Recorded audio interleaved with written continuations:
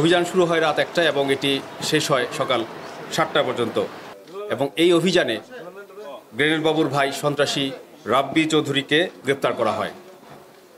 রাব্বির হেফাজত থেকে ৪ রাউন্ড পিস্তলের গুলিসহ এক ম্যাগাজিন সহ একটি বিদেশি 9mm পিস্তল, একটি চাপাতি, একটি বাইনোকুলার, একটি মোটরসাইকেল এবং একটি মোবাইল ফোন উদ্ধার করা হয়।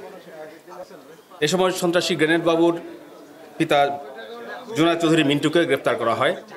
তার হেফাজত থেকে নগদ ১২,১২,০০০ টাকা এবং আরও একটি মোটরসাইকেল উদ্ধার করা হয়।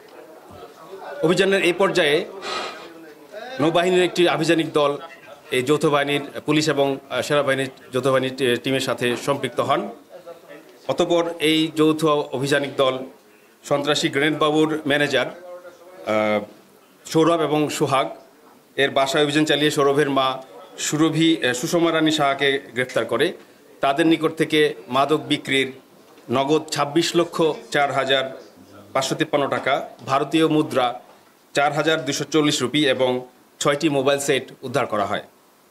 থানা রেকর্ডপত্রের তথ্য অনুযায়ী গ্রেফতারকৃত সন্ত্রাসী রাব্বি চৌধুরীর বিরুদ্ধে সোনাডাঙ্গা মডেল থানায় ৩টি মামলা তথ্য পাওয়া গেছে। আমরা যাচাই বাছাই করছি, আরও কোনো মামলা তথ্য পেলে আমরা যথাসময়ে আপনাদের অবহিত করা হবে। এবং এই আসামিদের বিরুদ্ধে অন্যান্য সকল আসামির বিরুদ্ধে মামলা মোকদ্দমা আছে কিনা সেটি আমরা তথ্য যাচাই বাছাই করছি। গ্রেপ্তারকৃত আসামিদের বিরুদ্ধে অস্ত্র আইন, মানি লন্ডারিং এবং অন্যান্য আইনে ব্যবস্থা নেওয়া হচ্ছে।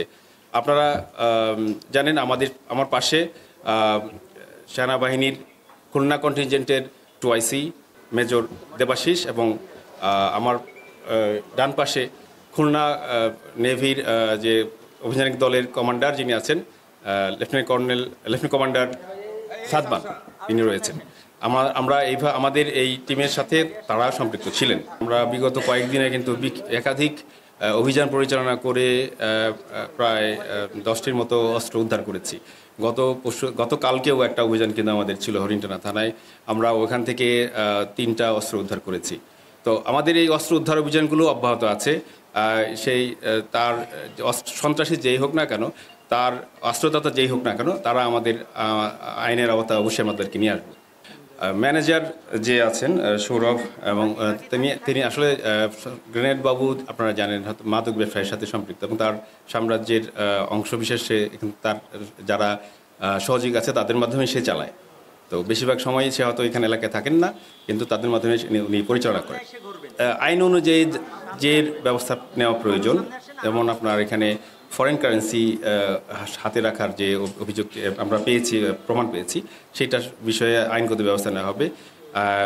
সন্ত্রাসী কাজে, মাদক ব্যবসায়ীর কাজে ব্যবহৃত মোটরসাইকেল, অস্ত্র, অন্যান্য যেসব আলামত আমরা উদ্ধার করেছি সেগুলো যথাযথভাবে আইনগত